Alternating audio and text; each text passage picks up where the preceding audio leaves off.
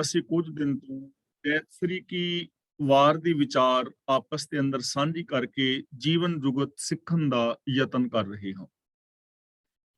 ਕੱਲ ਤੱਕ ਅਸੀਂ 18 ਪੌੜੀਆਂ ਦੀ ਵਿਚਾਰ ਕਰ ਚੁੱਕੇ ਹਾਂ। ਅੱਜ 19ਵੀਂ ਪੌੜੀ ਦੀ ਵਿਚਾਰ ਸਾਂਝੀ ਕਰਾਂਗੇ। ਇਸ ਪੌੜੀ ਦੇ ਨਾਲ ਜੋ ਪਹਿਲਾ ਸ਼ਲੋਕ ਹੈ, ਸਾਹਿਬ ਸ੍ਰੀ ਗੁਰੂ ਅਰਜਨ ਪਾਤਸ਼ਾਹ ਜੀ ਦਾ ਉਚਾਰਨ ਕੀਤਾ ਹੋਇਆ ਹੀ ਹੈ। ਆਦਿ ਸ੍ਰੀ ਗੁਰੂ ਗ੍ਰੰਥ ਸਾਹਿਬ ਜੀ ਦੇ ਪਾਵਨ ਅੰਗ 710 ਤੇ ਅੰਕਿਤ ਹੈ। ਸ਼ਲੋਕ: ਗੁਰ ਗੋਬਿੰਦ ਗੋਪਾਲ ਗੁਰ, ਗੁਰ ਪੂਰਨ ਨਾਰਾਇਣ ਹੈ। ਗੁਰ ਦਇਆਲ ਸਮਰੱਥ ਗੁਰ, ਗੁਰ ਨਾਨਕ ਪਤਿਤ ਉਦਾਹਰਣ ਹੈ। ਪੂਰਨ ਦਾ ਮਤਲਬ ਸਰਬ ਵਿਆਪਕ। ਇੱਥੇ ਗੁਰੂ ਦੀ ਮਹਾਨਤਾ ਗੁਰੂ ਸਾਹਿਬ ਜੀ ਦਰਸਾ ਰਹੇ ਨੇ ਕਿ ਜੋ ਗੁਰੂ ਹੈ ਉਹ ਗੋਬਿੰਦ ਦਾ ਰੂਪ ਹੈ, ਗੋਪਾਲ ਪ੍ਰਭੂ ਦਾ ਰੂਪ ਹੈ, ਸਰਬ ਵਿਆਪਕ ਪ੍ਰਭੂ ਦਾ ਰੂਪ ਹੈ। ਨਾਰਾਇਣ ਦਾ ਮਤਲਬ ਜੋ ਸਰਬ ਵਿਆਪਕ ਹੈ, ਯਾਨੀ ਗੋਬਿੰਦ ਗੋਪਾਲ ਪੂਰਨ ਨਾਰਾਇਣ ਅਕਾਲ ਪੁਰਖ ਸਰਬ ਵਿਆਪਕ ਰੱਬ ਦਾ ਰੂਪ ਹੈ ਗੁਰੂ। ਗੁਰਬਾਣੀ ਦੇ ਅੰਦਰ ਪਾਵਨ ਬਚਨ ਵੀ ਆਇਆ ਹੈ, ਗੁਰ ਪਰਮੇਸ਼ਰ ਏਕੋ ਜਾਨ। ਗੁਰੂ ਆਤਮਿਕ ਤੌਰ ਤੇ ਪ੍ਰਭੂ ਦਾ ਹੀ ਰੂਪ ਹੈ।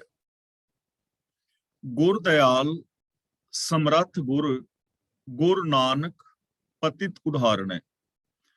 ਪਤਿਤ ਉਦਾਹਰਣ ਦਾ ਮਤਲਬ ਵਿਕਾਰੀਆਂ ਨੂੰ ਤਾਰਨ ਵਾਲਾ। ਦਇਆਲ ਦਾ ਮਤਲਬ ਦਇਆ ਦਾ ਘਰ। ਸਮਰੱਥ ਦਾ ਮਤਲਬ ਸਮਰੱਥਾ ਵਾਲਾ, ਸਰਬ ਸ਼ਕਤੀਮਾਨ। ਗੁਰੂ ਦਇਆ ਦਾ ਘਰ ਹੈ, ਸਮਰੱਥਾ ਵਾਲਾ ਹੈ, ਤੇ ਹੈ ਨਾਨਕ ਵਿਕਾਰੀਆਂ ਨੂੰ ਤਾਰਨ ਵਾਲਾ ਹੈ।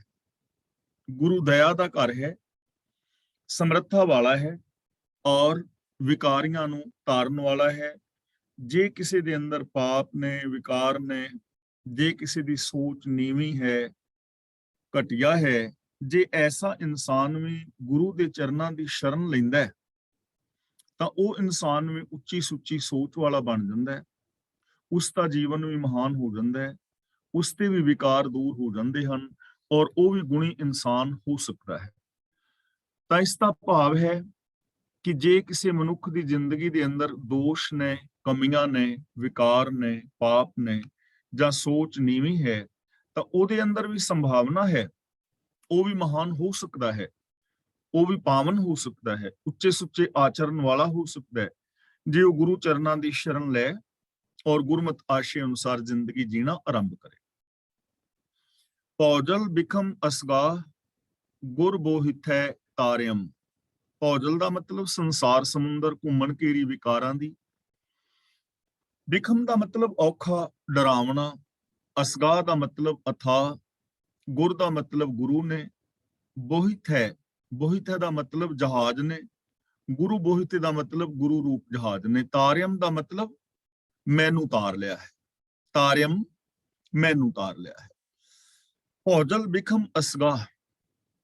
ਸੰਸਾਰ ਸਮੁੰਦਰ ਬੜਾ ਭਿਆਨਕ ਹੈ ਔਰ ਅਥਾਹ ਹੈ। ਹੁਣ ਇੱਥੇ ਸੰਸਾਰ ਸਮੁੰਦਰ ਜਾਂ ਭੌਜਲ ਦਾ ਮੀਨਿੰਗ ਕੀ ਹੈ? ਜੋ ਵਿਕਾਰ ਨੇ, ਪਾਪ ਨੇ, ਇੱਕ ਐਸੀਆਂ ਘੁੰਮਣ ਘੇਰੀਆਂ ਨੇ, ਇਹਨਾਂ ਵਿਕਾਰਾਂ, ਪਾਪਾਂ, ਅਪਰਾਧਾਂ, ਨਕਾਰਾਤਮਕਤਾ, ਨਿਰਾਸ਼ਾਵਾਦ, ਜਿਹੜੀ ਸੁਰਤ ਇਹਨਾਂ ਘੁੰਮਣ ਘੇਰੀਆਂ ਦੇ ਵਿੱਚ ਫਸ ਜਾਏ ਉਹਨੂੰ ਨਿਕਲਣਾ ਬਹੁਤ ਮੁਸ਼ਕਲ ਹੈ। ਔਰ ਅਸੀਂ ਸੰਸਾਰ ਦੇ ਵਿੱਚ ਫੇਰੇ ਵੇਖਦੇ ਹਾਂ। ਹਾਲਾਂਕਿ ਹਰ ਇਨਸਾਨ ਨੂੰ ਪਤਾ ਹੈ ਕਿ ਸੱਚ ਬੋਲਣਾ ਚਾਹੀਦਾ ਹੈ, ਪਿਆਰ ਦੇ ਨਾਲ ਰਹਿਣਾ ਚਾਹੀਦਾ ਹੈ, ਧੋਖਾਧੜੀ ਨਹੀਂ ਕਰਨੀ ਚਾਹੀਦੀ, ਵਿਭਚਾਰ ਨਹੀਂ ਕਮਾਉਣਾ ਚਾਹੀਦਾ, ਉੱਚਾ ਆਚਰਨ ਰੱਖਣਾ ਚਾਹੀਦਾ ਹੈ। ਇਹ ਹਰ ਇਨਸਾਨ ਨੂੰ ਪਤਾ ਹੈ। ਪਰ ਪਤਾ ਹੁੰਦਿਆਂ ਸੁਣਦਿਆਂ ਵੀ ਬੰਦਾ ਇਹਨਾਂ ਵਿਕਾਰਾਂ ਚੋਂ ਨਹੀਂ ਨਿਕਲ ਪਾ ਰਿਹਾ। ਇਹਨਾਂ ਵਿਕਾਰਾਂ ਦੇ ਅੰਦਰ ਫਸਿਆ ਹੋਇਆ ਹੈ। ਇਹਨਾਂ ਵਿਕਾਰਾਂ ਚੋਂ ਬਾਹਰ ਆਉਣਾ ਇੰਪੋਸੀਬਲ ਨਹੀਂ ਹੈ। ਔਖਾ ਜ਼ਰੂਰ ਹੈ, ਔਖਾ ਹੈ, ਲੇਕਿਨ ਇੰਪੋਸੀਬਲ ਨਹੀਂ ਹੈ। ਪਰ ਉਸ ਔਖੇ ਚੀਜ਼ ਨੂੰ ਵੀ ਸੌਖੇ ਢੰਗ ਦੇ ਨਾਲ ਕਰ ਲਿਆ ਜਾਂਦਾ ਹੈ ਜੇਕਰ ਉਹਦੇ ਮੈਥਡ ਦਾ, ਤਰੀਕੇ ਦਾ ਪਤਾ ਲੱਗ ਜਾਏ। ਜਿਵੇਂ ਕੋਈ ਦਰਿਆ ਹੈ ਤਾਂ ਦਰਿਆ ਨੂੰ ਪਾਰ ਕਰਨਾ ਬੜਾ ਔਖਾ ਹੈ, ਪਰ ਜੇ ਕਿਸ਼ਤੀ ਮਿਲ ਜਾਏ ਤਾਂ ਬੰਦਾ ਬੜਾ ਸੌਖੇ ਢੰਗ ਨਾਲ ਪਾਰ ਕਰ ਜਾਂਦਾ ਹੈ। ਸਮੁੰਦਰ ਦੇ ਵਿੱਚ ਹੁਣ ਪਾਰ ਹੋਣਾ, ਸਮੁੰਦਰ ਦੇ ਦੂਜੇ ਕਿਨਾਰੇ ਵੱਲ ਜਾਣਾ ਕਿੰਨਾ ਔਖਾ ਹੈ। ਪਰ ਜਹਾਜ਼ਾਂ ਦੇ ਵਿੱਚ ਲੋਕ ਸੈਰ ਕਰਦੇ ਨੇ, ਸਪੈਸ਼ਲ ਲੋਕ ਸੈਰ ਕਰਨ ਜਾਂਦੇ ਨੇ, ਨਾਲ ਉਹਨਾਂ ਲਹਿਰਾਂ ਦਾ ਆਨੰਦ ਮਾਣਦੇ ਨੇ, ਨਾਲ ਸਮੁੰਦਰ ਦੇ ਵਿੱਚ ਤਾਰੀਆਂ ਲਾਉਂਦੇ ਅਗਲੇ ਪਾਸੇ ਨਿਕਲਦੇ ਨੇ, ਸੌਖਾ ਹੋ ਜਾਂਦਾ। ਇਸੇ ਤਰ੍ਹਾਂ ਗੁਰੂ ਜੀ ਕਹਿੰਦੇ ਨੇ ਬਿਨਾਂ ਸ਼ੱਕ ਤੋਂ ਇਹ ਜਿਹੜੇ ਵਿਕਾਰ ਨੇ, ਪਾਪ ਨੇ, ਨੈਗੇਟਿਵਿਟੀ ਹੈ, ਨਕਾਰਾਤਮਕਤਾ ਹੈ, ਇਹਨਾਂ ਚੋਂ ਪਾਰ ਨਿਕਲਣਾ ਆਮ ਬੰਦੇ ਵਾਸਤੇ ਔਖਾ ਹੈ। ਪਰ ਗੁਰੂ ਜੀ ਕਹਿੰਦੇ ਨੇ ਇਸ ਅਸਗਾ ਭਿਆਨਕ ਵਿਕਾਰਾਂ ਦੇ ਸਾਗਰ ਚੋਂ ਗੁਰੂ ਰੂਪ ਜਹਾਜ਼ ਨੇ ਮੈਨੂੰ ਤਾਰ ਦਿੱਤਾ ਹੈ, ਮੈਨੂੰ ਬਚਾ ਲਿਆ ਹੈ। ਯਾਨੀ ਜੋ ਵੀ ਗੁਰੂ ਦੀ ਸੋਚ ਨੂੰ ਅਪਣਾ ਲਏਗਾ, ਗੁਰੂ ਦੇ ਦੱਸੇ ਰਾਹ ਤੇ ਤੁਰੇਗਾ, ਗੁਰੂ ਦੀ ਦਿੱਤੀ ਜੀਵਨ ਜਾਚ ਨੂੰ ਅਪਣਾਏਗਾ, ਉਹ ਇਸ ਸੰਸਾਰ ਚੋਂ ਪਾਰ ਹੋ ਸਕਦਾ ਹੈ, ਯਾਨੀ ਵਿਕਾਰਾਂ ਚੋਂ ਪਾਰ ਹੋ ਸਕਦਾ ਹੈ ਔਰ ਉਹ ਵਿਕਾਰਾਂ ਤੋਂ ਬਚ ਸਕਦਾ ਹੈ। ਨਾਨਕ ਪੂਰ ਕਰਮ ਸਤਿਗੁਰ ਚਰਣੀ ਲੱਗਿਆ। ਸਤਿਗੁਰ ਚਰਣੀ ਲੱਗਿਆ, ਜਿਹੜੇ ਸਤਿਗੁਰ ਦੇ ਚਰਨੀ ਲੱਗਦੇ ਨੇ, ਪੂਰ ਕਰਮ ਦਾ ਮਤਲਬ ਉਹਨਾਂ ਦੇ ਵੱਡੇ ਭਾਗ ਨੇ, ਖੁਸ਼ਕਿਸਮਤ ਨੇ ਉਹ ਲੋਕ, ਭਾਗਾਂ ਵਾਲੇ ਨੇ ਉਹ ਲੋਕ, ਮਹਾਨ ਨੇ ਉਹ ਲੋਕ, ਧਨਤਾ ਦੇ ਯੋਗ ਨੇ ਉਹ ਲੋਕ, ਉਹਨਾਂ ਦਾ ਜੀਵਨ ਮੁਬਾਰਕ ਹੈ ਜੋ ਗੁਰੂ ਦੇ ਚਰਨੀ ਲੱਗ ਜਾਂਦੇ ਨੇ, ਜੋ ਗੁਰੂ ਦੇ ਦੱਸੇ ਰਾਹਾਂ ਤੇ ਤੁਰਦੇ ਨੇ, ਜੋ ਗੁਰੂ ਦੇ ਦਿੱਤੇ ਵੇ ਆਫ ਲਾਈਫ ਨੂੰ ਅਪਣਾ ਲੈਂਦੇ ਨੇ, ਜੋ ਗੁਰੂ ਦੀ ਪਾਵਨ ਬਾਣੀ ਨੂੰ ਆਪਣੀ ਜ਼ਿੰਦਗੀ ਦੇ ਅੰਦਰ ਇੰਪਲੀਮੈਂਟ ਕਰਦੇ ਨੇ, ਭਾਗਾਂ ਵਾਲੇ ਨੇ, ਮਹਾਨ ਨੇ ਔਰ ਉਹਨਾਂ ਦਾ ਜੀਵਨ ਮੁਬਾਰਕ। ਪੌੜੀ। ਧੰਨ ਧੰਨ ਗੁਰਦੇਵ ਜਿਸ ਸੰਗ ਹਰ ਜਪੇ। ਧੰਨ ਧੰਨ ਗੁਰਦੇਵ ਪੂਜਣ ਯੋਗ ਹੈ, ਮੈਂ ਗੁਰੂ ਤੋਂ ਸਦਕੇ ਹਾਂ, ਸ਼ਾਬਾਸ਼ ਗੁਰੂ ਨੂੰ ਜਿਸ ਦੇ ਸੰਗ ਵਿੱਚ ਜਾਇਆ। ਹਰ ਜਪੇ ਦਾ ਮਤਲਬ ਪ੍ਰਭੂ ਨੂੰ ਜਪੀਦਾ ਹੈ, ਜਪੀ ਦਾ ਮਤਲਬ, ਜਪ ਦਾ ਮਤਲਬ ਹੁੰਦਾ ਹੈ ਜਾਣਨਾ, ਜਾਣ ਲਈਦਾ। ਸਦਕੇ ਹਾਂ ਗੁਰੂ ਤੋਂ ਜਿਸ ਦੀ ਸੰਗਤ ਵਿੱਚ ਰਹਾ, ਜਿਸ ਦੀ ਸ਼ਰਨ ਵਿੱਚ ਰਿਹਾ, ਪ੍ਰਭੂ ਦੇ ਨਾਲ ਜਾਣ ਪਹਿਚਾਨ ਬਣ ਜਾਂਦੀ ਹੈ, ਪ੍ਰਭੂ ਨਾਲ ਸਾਂਝ ਬਣ ਜਾਂਦੀ ਹੈ, ਰੱਬੀ ਗੁਣਾਂ ਨੂੰ ਜਾਣ ਲਈਦਾ ਹੈ, ਰੱਬ ਵਿੱਚ ਅਭੇਦ ਹੋ ਜਾਂਦਾ ਹੈ। ਮੈਂ ਗੁਰੂ ਤੋਂ ਸਦਕੇ ਹਾਂ, ਮਹਾਨ ਹੈ ਗੁਰੂ ਜਿਹਦੀ ਸ਼ਰਨ ਵਿੱਚ ਰਿਹਾ। ਹਰ ਜਪੇ ਦਾ ਮਤਲਬ ਹਰੀ ਨੂੰ ਜਾਣ ਲਈਦਾ, ਹਰੀ ਦੇ ਨਾਲ ਸਾਂਝ ਬਣ ਜਾਂਦੀ ਹੈ, ਰੱਬੀ ਗੁਣਾਂ ਦੇ ਨਾਲ ਸਾਂਝ ਬਣ ਜਾਂਦੀ ਹੈ, ਬੰਦਾ ਰੱਬੀ ਗੁਣਾਂ ਦਾ ਧਾਰਨੀ ਹੋ ਜਾਂਦਾ ਹੈ ਗੁਰੂ ਦੀ ਸ਼ਰਨ ਵਿੱਚ ਜਾ ਕੇ। ਇਸ ਲਈ ਗੁਰੂ ਮਹਾਨ ਹੈ। ਤਾਂ ਜੋ ਵੀ ਚਾਹੁੰਦਾ ਹੈ ਕਿ ਉਸ ਦੀ ਜ਼ਿੰਦਗੀ ਦੇ ਅੰਦਰ ਸ਼ੁਭ ਗੁਣ ਆਉਣ ਔਰ ਉਹ ਮਹਾਨ ਜ਼ਿੰਦਗੀ ਜੀਵੇ, ਤਾਂ ਉਹਦੇ ਵਾਸਤੇ ਇੱਕ ਹੀ ਨੇਮ ਹੈ ਕਿ ਉਹ ਗੁਰਬਾਣੀ ਮੁਤਾਬਕ ਜ਼ਿੰਦਗੀ ਜੀਵੇ। ਗੁਰ ਕਿਰਪਾਲ ਜਬ ਭਏ ਤਾਂ ਅਵਗੁਣ ਸਭ ਛਪੇ। ਸਭ ਅਵਗੁਣ, ਸਾਰੇ ਐਬ, ਛਪੇ ਦਾ ਮਤਲਬ ਛਪ ਗਏ, ਦੂਰ ਹੋ ਗਏ। ਜਦੋਂ ਸਤਿਗੁਰੂ ਮਿਹਰਬਾਨ ਹੁੰਦਾ ਹੈ ਤਾਂ ਸਾਰੇ ਔਗਣ ਦੂਰ ਹੋ ਜਾਂਦੇ। ਹੁਣ ਸਤਿਗੁਰੂ ਮਿਹਰਬਾਨ ਕਿਹਦੇ ਤੇ ਹੋਏਗਾ? ਜੋ ਗੁਰੂ ਦੇ ਚਰਨਾਂ ਦੀ ਸ਼ਰਨ ਵਿੱਚ ਜਾਏਗਾ, ਜੋ ਗੁਰੂ ਤੋਂ ਗਿਆਨ ਦੀ ਦਾਤ ਲਏਗਾ, ਜੋ ਗੁਰੂ ਦੇ ਰਾਹ ਤੇ ਤੁਰਨ ਦੀ ਪ੍ਰੋਮਿਸ ਪ੍ਰਤਿਗਿਆ ਕਰੇਗਾ, ਵਚਨਬੱਧਤਾ ਕਰੇਗਾ, ਪ੍ਰਗਟਾਏਗਾ। ਤੇ ਜੋ ਗੁਰੂ ਦੇ ਦੱਸੇ ਰਾਹ ਤੇ ਤੁਰੇਗਾ, ਸ਼ੁਭ ਗੁਣਾਂ ਦਾ ਧਾਰਨੀ ਹੋਏਗਾ, ਉਹਦੇ ਅਵਗੁਣ ਆਟੋਮੈਟਿਕਲੀ ਦੂਰ ਹੋ ਜਾਣਗੇ। ਕਿਉਂਕਿ ਗੁਰੂ ਦੇ ਦੱਸੇ ਰਾਹ ਤੇ ਤੁਰਨ ਵਾਲਾ ਇਨਸਾਨ ਸੱਚ ਬੋਲੇਗਾ, ਤਾਂ ਸੱਚ ਬੋਲਣ ਨਾਲ ਝੂਠ ਆਪੇ ਖਤਮ ਹੋ ਜਾਣਾ ਹੈ। ਦਇਆ ਕਮਾਏਗਾ, ਨਿਰਦੈਤਾ ਆਪੇ ਖਤਮ ਹੋ ਜਾਏਗੀ। ਉਹਦੀ ਜ਼ਿੰਦਗੀ ਵਿੱਚ ਪਿਆਰ ਹੋਏਗਾ ਤਾਂ ਗੁੱਸੇ ਤੇ ਕੰਟਰੋਲ ਆਪੇ ਹੋ ਜਾਏਗਾ। ਤਾਂ ਜੋ ਗੁਰੂ ਦੇ ਚਰਨਾਂ ਦੀ ਸ਼ਰਨ ਲੈਂਦਾ ਹੈ, ਗੁਰੂ ਦੀ ਰਹਿਮਤ ਦਾ ਪਾਤਰ ਬਣਦਾ ਹੈ, ਉਹਦੇ ਸਾਰੇ ਅਵਗੁਣ ਮਿਟ ਜਾਂਦੇ।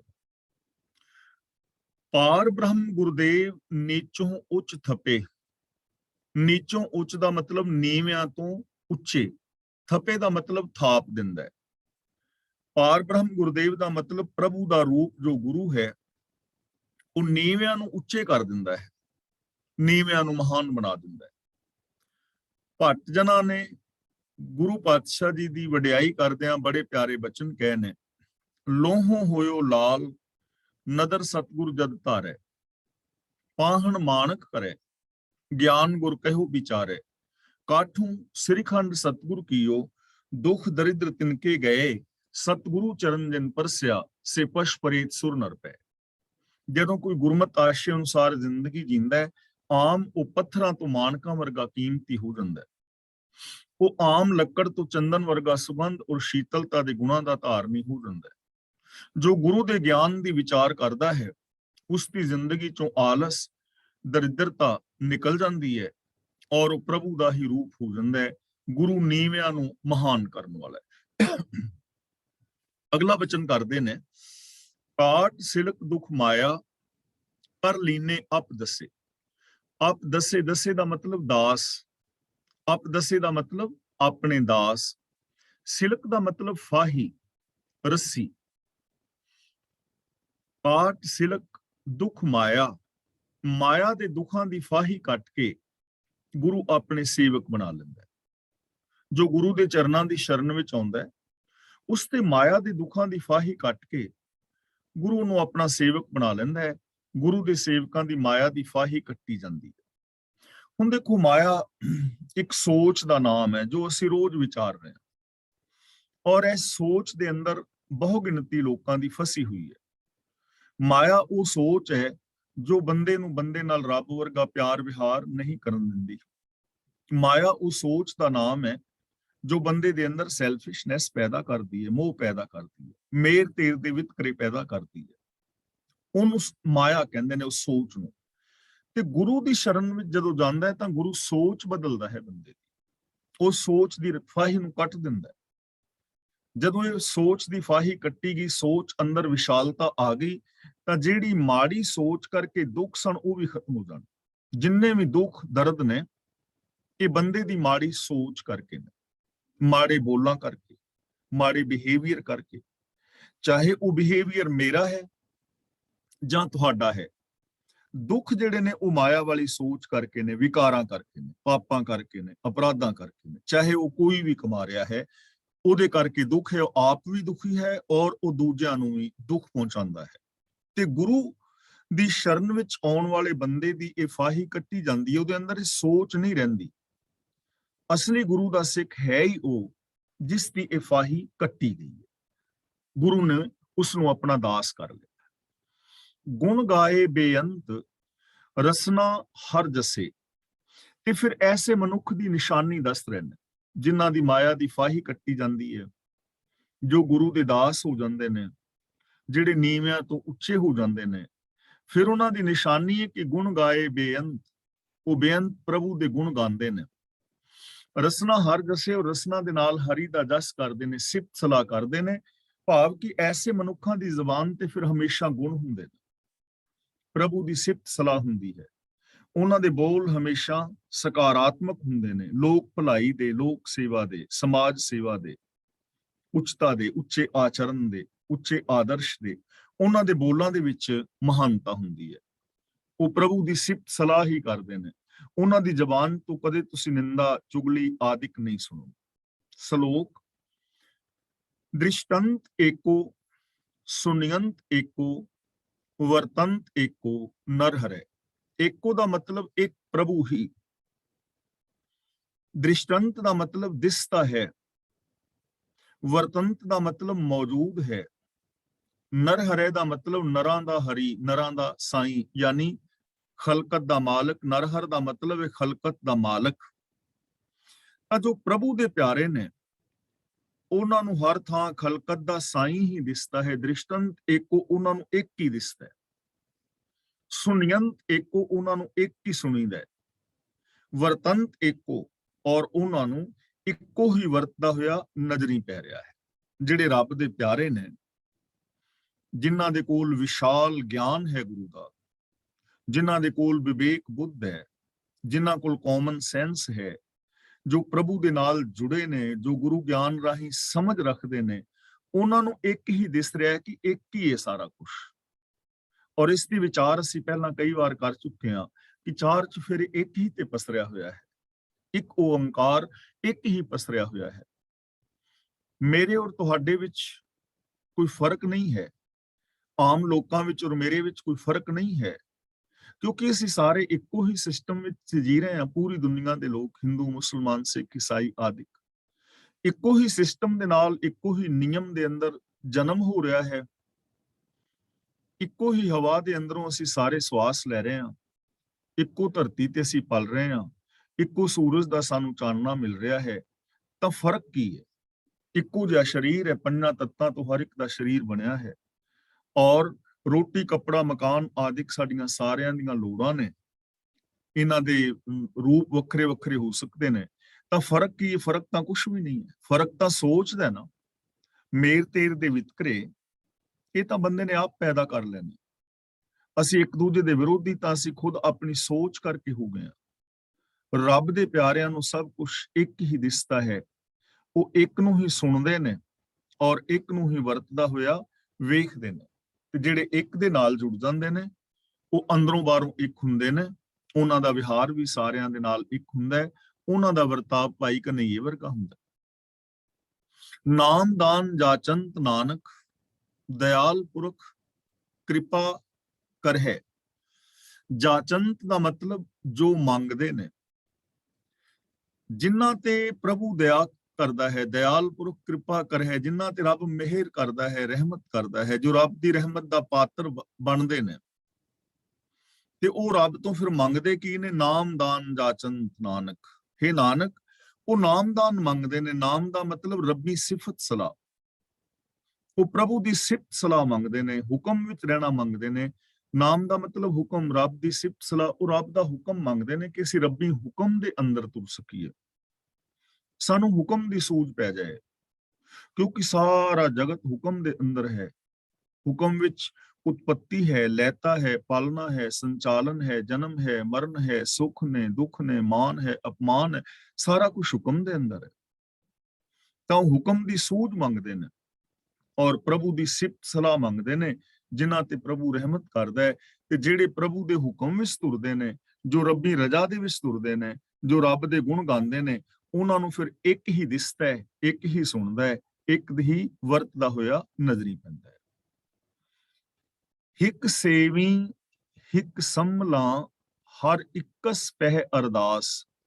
सेवी ਨੂੰ ਪੜਨਾ ਹੈ ਸੇਵੀ, ਮੈਂ ਸੇਵਾ। ਫਸਟ ਪਰਸਨ ਦੀ ਗੱਲ ਹੋ ਰਹੀ ਹੈ। ਸੰਭਲਾ, ਮੈਂ ਸੰਭਾਲਾਂ, ਹਿਰਦੇ ਵਿੱਚ ਸੰਭਾਲ ਕੇ ਰੱਖਾਂ। ਸੇਵੀ ਦਾ ਮਤਲਬ ਸਿਮਰਾਂ, ਯਾਦ ਕਰਾਂ। ਸੰਭਲਾ ਦਾ ਮਤਲਬ ਆਪਣੇ ਹਿਰਦੇ ਵਿੱਚ ਆਪਣੀ ਸੋਚ ਦੇ ਅੱਗੇ ਅੰਦਰ ਮੈਂ ਸੰਭਾਲਾਂ। ਤਾਂ ਗੁਰੂ ਜੀ ਕਹਿ ਰਹੇ ਨੇ, ਮੇਰੀ ਇੱਕ ਪ੍ਰਭੂ ਅੱਗੇ ਹੀ ਅਰਦਾਸ ਹੈ, ਅਰਜ਼ੋਈ ਹੈ ਕਿ ਮੈਂ ਪ੍ਰਭੂ ਨੂੰ ਹੀ ਸਿਮਰਾਂ ਔਰ ਇੱਕ ਪ੍ਰਭੂ ਨੂੰ ਹੀ ਆਪਣੀ ਸੋਚ ਦੇ ਅੰਦਰ ਸੰਭਾਲਾਂ। ਮੈਨੂੰ ਇਹ ਹਮੇਸ਼ਾ ਯਾਦ ਰਹੇ ਕਿ ਇਹ ਸਾਰਾ ਕੁਝ ਇੱਕ ਹੈ, ਇੱਕ ਹੀ ਵਰਤ ਰਿਹਾ ਹੈ। ਇੱਕ ਨੂੰ ਹੀ ਮੈਂ ਆਪਣੀ ਸੋਚ ਵਿੱਚ ਸਮਾਵਾਂ, ਸੰਭਾਲਾਂ। ਮੈਂ ਇੱਕੋ ਜਿਹਾ ਵਰਤਾਵ ਸਭ ਦੇ ਨਾਲ ਕਰ ਸਕਾਂ, ਅੰਦਰੋਂ ਬਾਹਰੋਂ ਮੈਂ ਇੱਕ ਹੋ ਸਕਾਂ ਔਰ ਇੱਕ ਨੂੰ ਵਰਤਦੇ ਹੋਏ ਨੂੰ ਮੈਂ ਵੇਖ ਸਕਾਂ। ਇੱਕ ਨੂੰ ਹੀ ਮੈਂ ਆਪਣੇ ਹਿਰਦੇ ਦੇ ਅੰਦਰ ਸੰਭਾਲ ਸਕਾਂ। ਮੀਨਸ ਕਿ ਇੱਕ ਦੇ ਗੁਣਾਂ ਨੂੰ ਗਾਵਾਂ, ਇੱਕ ਦੀ ਰਜ਼ਾ ਦੇ ਵਿੱਚ ਤੁਰਨ ਦਾ ਯਤਨ ਕਰਾਂ। ਇਹੀ ਜੀਵਨ ਸਫਲਤਾ ਦਾ ਰਾਜ ਹੈ। ਨਾਮ ਵਖਰ ਧਨ ਸੰਚਿਆ, ਨਾਨਕ ਸੱਚੀ ਰਾਸ।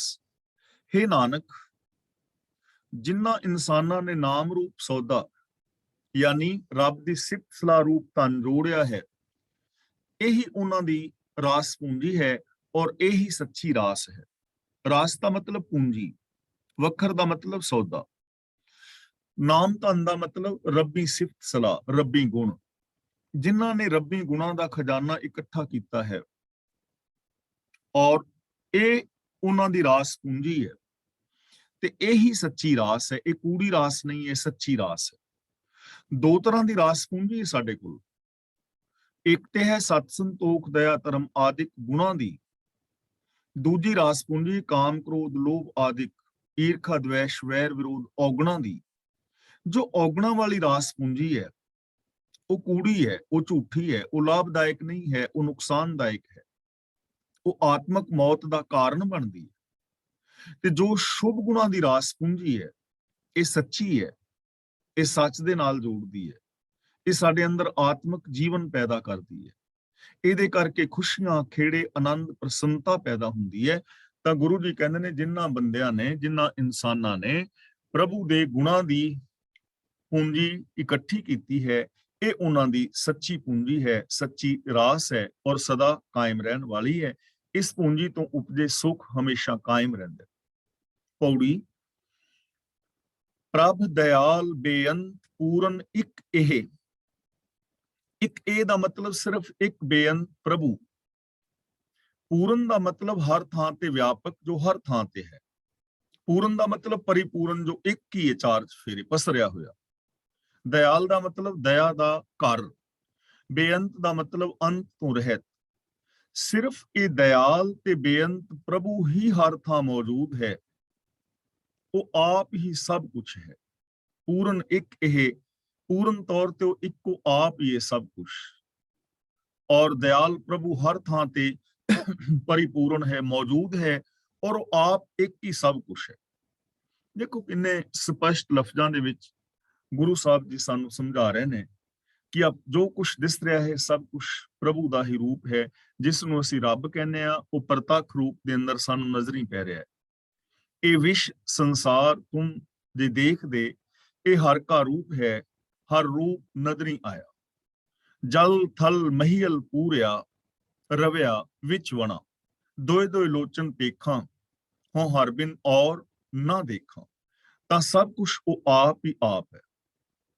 ਸਭ ਕਿਛ ਆਪੇ ਆਪ, ਦੂਜਾ ਕਹਾਂ ਕਹੇ। ਕਹਾਂ ਦਾ ਮਤਲਬ ਆਖਾਂ, ਦੱਸਾਂ। ਸਭ ਕਿਛ ਆਪੇ ਆਪ ਦਾ ਮਤਲਬ ਸਭ ਕੁਝ ਆਪ ਹੀ ਆਪ ਹੈ। ਦੂਜਾ ਕਹਾਂ ਕਹੇ, ਤੇ ਮੈਂ ਦੂਜਾ ਕਿਹਨੂੰ ਦੱਸਾਂ। ਇਹਦੇ ਵਰਗਾ ਕਹਾਂ ਕਿ ਰੱਬ ਉਹਦੇ ਵਰਗਾ ਹੈ। ਦੂਜਾ ਮੈਂ ਕਿਸ ਨੂੰ ਦੱਸਾਂ, ਦੂਜਾ ਹੈ ਹੀ ਨਹੀਂ। ਕੋਈ ਹੋਰ ਦੱਸ ਨਹੀਂ ਸਕਦਾ। ਹੋਰ ਦੂਜਾ ਕਿਹੜਾ ਦੱਸਾਂ ਜਿਹੜਾ ਉਹਦੇ ਵਰਗਾ ਹੋਵੇ, ਜੋ ਰੱਬ ਵਰਗਾ ਹੋਏ। ਕਿਹੜਾ ਮੈਂ ਦੱਸਾਂ ਦੂਜਾ। ਸਾਰਾ ਕੁਝ ਖੁਦ ਆਪ ਹੀ ਆਪ ਹੈ। ਜਿੱਧਰ ਮੈਂ ਵੇਖਦਾ ਹਾਂ ਉਧਰ ਉਹੀ ਉਹ ਹੈ। ਮੈਂ ਉਹਦੇ ਵਰਗਾ ਕਿਹਨੂੰ ਬਿਆਨ ਕਰਾਂ, ਜਾਂ ਮੈਂ ਕਿਹਨੂੰ ਕਹਾਂ ਕਿ ਰੱਬ ਫਲਾਂ ਬੰਦੇ ਵਰਗਾ ਹੈ, ਫਲਾਂ ਚੀਜ਼ ਵਰਗਾ ਹੈ। ਸਭ ਕੁਝ ਆਪ ਹੀ ਆਪ ਹੈ, ਆਪ ਹੀ ਪਸਰਿਆ ਹੋਇਆ ਹੈ। ਕਾਸ਼ ਇਸ ਪਾਵਨ ਬਚਨ ਨੂੰ ਔਰ ਇਹਦੇ ਪਿੱਛੇ ਜੋ ਭਾਵਨਾ ਹੈ, ਅੱਜ ਦਾ ਮਨੁੱਖ ਇਹਨੂੰ ਸਮਝ ਸਕਦਾ ਔਰ ਇਸ ਤੇ ਅਮਲ ਕਰ ਸਕਦਾ, ਤਾਂ ਇਹ ਸੰਸਾਰ ਕਿੰਨਾ ਸੁਹਾਵਣਾ ਸੀ, ਕਿੰਨੀਆਂ ਖੁਸ਼ੀਆਂ ਸਨ, ਕਿੰਨੀ ਮਹਾਨ ਜ਼ਿੰਦਗੀ ਸੀ। ਜੇ ਘੱਟ ਤੋਂ ਘੱਟ ਆਪੋ ਆਪਣੇ ਘਰਾਂ ਦੇ ਵਿੱਚ ਵੀ ਇਹ ਚੀਜ਼ ਲਾਗੂ ਕਰ ਲਈ ਜਾਂਦੀ, ਤਾਂ ਘਰ ਕਿਵੇਂ ਸਵਰਗ ਹੋ ਜਾਂਦੇ, ਇਹ ਸਮਾਜ ਕਿਵੇਂ ਸਵਰਗ ਹੋ ਜਾਂਦਾ। ਲੇਕਿਨ ਸਿਰਫ ਗੱਲਾਂ ਕੀਤੀਆਂ ਨੇ, ਅਮਲੀ ਜ਼ਿੰਦਗੀ ਬਹੁਤ ਘੱਟ ਲੋਕਾਂ ਨੇ ਜੀਵੀ ਹੈ। ਇਹ ਨਹੀਂ ਕਿ ਸਾਰੇ ਇਸ ਦੁਨੀਆ ਵਿੱਚ ਮਾੜੇ ਨੇ। ਹੈਨ ਵਿਰਲੇ ਨਾ ਹੀ ਕਣੇ ਫੈਲ ਫਕਰ ਸੰਸਾਰ। ਵਿਰਲੇ ਵਿਰਲੇ ਇਨਸਾਨ, ਚੰਗੇ ਇਨਸਾਨ ਇਸ ਦੁਨੀਆ ਵਿੱਚ ਮਿਲਦੇ ਨੇ, ਮੌਜੂਦ ਨੇ, ਜਿਨ੍ਹਾਂ ਦਾ ਸੁਭਾਅ, ਜਿਨ੍ਹਾਂ ਦੀ ਬਿਹੇਵੀਅਰ, ਜਿਨ੍ਹਾਂ ਦੀ ਬੋਲ ਬਾਣੀ ਬਹੁਤ ਚੰਗੀ ਹੈ, ਉੱਤਮ ਦਰਜੇ ਦੀ ਹੈ। ਪਰ ਜੇਕਰ ਸਾਰੇ ਲੋਕ ਇਸ ਚੀਜ਼ ਨੂੰ ਸਮਝ ਕੇ ਹਰ ਇਨਸਾਨ ਦੇ ਨਾਲ ਐਸਾ ਪਿਆਰ ਵਿਹਾਰ ਸੱਚ ਵਾਲਾ ਕਰੇ, ਤਾਂ ਕਿੰਨਾ ਇਹ ਮਹਾਨ ਸੰਸਾਰ ਹੋ ਸਕਦਾ ਹੈ, ਕਿੰਨੀ ਚੰਗੀ ਜ਼ਿੰਦਗੀ ਹੋ ਸਕਦੀ ਹੈ। ਜ਼ਰੂਰਤ ਤਾਂ ਅਮਲ ਕਰਨ ਦੀ ਹੈ। ਆਪ ਕਰੋ ਪ੍ਰਵਦਾਨ, ਆਪੇ ਆਪ ਲੇਹ। ਇਹ ਲੇਹ ਸ਼ਬਦ ਨੂੰ ਲੇਹੋ ਵੀ ਪੜ ਸਕਦੇ ਹੋ, ਲੇਹ ਵੀ ਪੜ ਸਕਦੇ ਹੋ। ਲੇਹ ਇਸ ਕਰਕੇ ਕਿਉਂਕਿ ਸਿੰਗੂਲਰ ਸ਼ਬਦ ਹੈ, ਤੇ ਲੇਹੋ ਇਸ ਕਰਕੇ ਕਿਉਂਕਿ ਜੋ ਕਿਰਿਆਵਾਚੀ ਸ਼ਬਦ ਦੇ ਹਾਹੇ ਥੱਲੇ ਔਂਕੜ ਹੁੰਦਾ ਹੈ, ਉਹ ਆਮ ਕਰਕੇ ਬਹੁਵਚਨੀ ਸ਼ਬਦ ਦਾ ਲਖਾਇਕ ਹੁੰਦਾ ਹੈ। ਤੇ ਇੱਥੇ ਲੇਹੋ ਸ਼ਬਦ ਸਤਕਾਰ ਵਜੋਂ ਹੈ। ਜਿਵੇਂ ਇੱਕ ਨੂੰ ਅਸੀਂ ਕਹਿੰਦੇ ਆ ਤੁਸੀਂ, ਤਾਂ ਹੁੰਦਾ ਤਾਂ ਇੱਕ ਹੈ ਤੂੰ, ਲੇਕਿਨ ਉਹਨੂੰ ਤੁਸੀਂ ਸਤਕਾਰ ਵਜੋਂ ਕਹੀਦਾ। ਤਾਂ ਲੇਹੋ ਵੀ ਪੜ ਸਕਦੇ ਹੋ, ਲੇਹ ਵੀ। ਆਪ ਕਰੋ ਪ੍ਰਵਦਾਨ, ਆਪੇ ਆਪ ਲੇਹ। ਆਪੇ ਆਪ ਦਾ ਮਤਲਬ ਆਪ ਹੀ। हे प्रभु, आप ही दान करने वाला है और आप ही दान लैन वाला है। आप ही तू लैन वाला है, आप ही तू देन वाला है। जीवन दे भी रहा है, जीवन ले भी रहा है। जन्म और मौत, लेना और देना, प्राप्ति और खत्म हो जाना, ये सब कुछ तेरे हाथ दे अंदर है, तेरे हुक्म दे अंदर है। देन वाला भी तू है और लैन वाला भी तू है। भाव आप दाता पैदा कर रहा है और आप ही जीवां दे अंदर वस के उन्होंने मानो भोग रहा है। आवन जाना हुक्म सब, नेचल तुद थे। थे दा मतलब टिकाना, तुद दा मतलब तेरा, नेचल दा मतलब अटल, आवन जाना दा मतलब जमना और मरना, जन्म और मौत। जन्म और मौत ये तेरा हुक्म है, तेरी ये खेड है, पर तेरा अपना टिकाना सदा अटल है। जन्म और मौत एक खेल है, क्योंकि ਇਹਦੇ ਤੋਂ ਬਿਨਾ ਜਗਤ ਚੱਲ ਨਹੀਂ ਸਕਦਾ। ਮੰਨ ਲਓ ਇਸ ਦੁਨੀਆ ਦੇ ਵਿੱਚੋਂ ਮੌਤ ਖਤਮ ਕਰ ਦਿੱਤੀ ਜਾਏ, ਕਿ ਮੌਤ ਨਾ ਹੋਵੇ ਕਿਸੇ ਦੀ ਵੀ, ਤਾਂ ਇਹ ਦੁਨੀਆ ਚੱਲੇਗੀ ਨਹੀਂ। ਕਿਉਂਕਿ ਹਰ ਰੋਜ਼ ਨਵੇਂ ਜੀਵ ਜੰਤ, ਕੀੜੇ ਮਕੌੜੇ ਔਰ ਬਾਕੀ ਵਨਸਪਤੀ ਅਤੇ ਜੀਵ ਜੰਤ ਔਰ ਮਨੁੱਖ ਮਾਤਰ ਪੈਦਾ ਹੋਈ ਜਾਣਗੇ, ਮਰੇਗਾ ਕੋਈ ਵੀ ਨਹੀਂ। ਤਾਂ ਇੱਥੇ ਤਾਂ ਤੁਰਨਾ ਫਿਰਨਾ ਤਾਂ ਦੂਰ, ਸਾਹ ਲੈਣ ਦੀ ਵੀ ਜਗ੍ਹਾ ਨਹੀਂ ਨਾ ਬਚਣੀ। ਤੇ ਜੇ ਸਿਰਫ ਇੱਥੇ ਮੌਤ ਹੋਵੇ, ਜਨਮ ਨਾ ਹੋਵੇ, ਕੋਈ ਨਵਾਂ ਬੱਚਾ, ਕੋਈ ਨਵਾਂ ਰੁੱਖ ਦਰਖਤ, ਨਵਾਂ ਜੀਵ ਜੰਤ ਪੈਦਾ ਨਾ ਹੋਵੇ, ਤੇ ਜਿਹੜੇ ਪੈਦਾ ਹੋਏ ਨੇ ਇਹ ਮਰਦੇ ਜਾਣ, ਤਾਂ ਇੱਕ ਇੱਕ ਕਰਕੇ ਵੀ ਮਰੇ ਤੇ ਕੁਝ ਸਾਲਾਂ ਬਾਅਦ ਇਹ ਦੁਨੀਆ ਖਾਲੀ ਹੋ ਜਾਏਗੀ। ਚੱਲ ਨਹੀਂ ਨਾ ਸਕਦਾ ਜਨਮ ਔਰ ਮਰਨ ਤੋਂ ਬਿਨਾਂ, ਖੇਲ ਹੈ। ਜਨਮ ਔਰ ਮਰਨ ਇਹ ਸਾਰਾ ਤੇਰਾ ਹੁਕਮ ਹੈ, ਪਰ हे ਮਾਲਕ ਤੇਰਾ ਟਿਕਾਣਾ ਨਿਹਚਲ ਹੈ, ਤੂੰ ਸदैव ਹੈ। ਜਿਵੇਂ ਆਪਾਂ ਪਹਿਲਾਂ ਕਈ ਵਾਰ ਵਿਚਾਰ ਕਰ ਚੁੱਕੇ ਹਾਂ ਕਿ ਇੱਥੇ ਮਰਦਾ ਕੁਝ ਵੀ ਨਹੀਂ ਹੈ, ਇੱਥੇ ਨਾ ਕਿਛ ਮਰੇ ਨਾ ਆਇਆ ਆਵੇ ਜਾਇਆ ਵਾਲੀ ਅਵਸਥਾ ਹੈ। ਇਹ ਆਪਾਂ ਵਿਸਥਾਰ ਪਹਿਲਾਂ ਕਰ ਚੁੱਕੇ ਹਾਂ। ਨਾਨਕ ਮੰਗੇ ਦਾਨ ਅਰ ਕਿਰਪਾ ਨਾਮ ਦੇਹ। ਗੁਰੂ ਪਾਤਸ਼ਾਹ ਜੀ ਕਹਿੰਦੇ ਨੇ ਕਿ हे ਪ੍ਰਭੂ, ਮੈਂ ਆਪ ਤੋਂ ਦਾਨ ਮੰਗਦਾ ਹਾਂ, ਆਪ ਅੱਗੇ ਮੈਂ ਅਰਦਾਸ ਕਰਕੇ ਇੱਕ ਜੋਦੜੀ ਕਰਦਾ ਹਾਂ, ਤੇ ਮੈਨੂੰ ਕੀ ਦਿਓ? ਮੈਨੂੰ ਨਾਮ ਦਿਓ। ਨਾਮ ਦਾ ਮਤਲਬ ਹੁਕਮ, ਨਾਮ ਦਾ ਮਤਲਬ ਗੁਣ।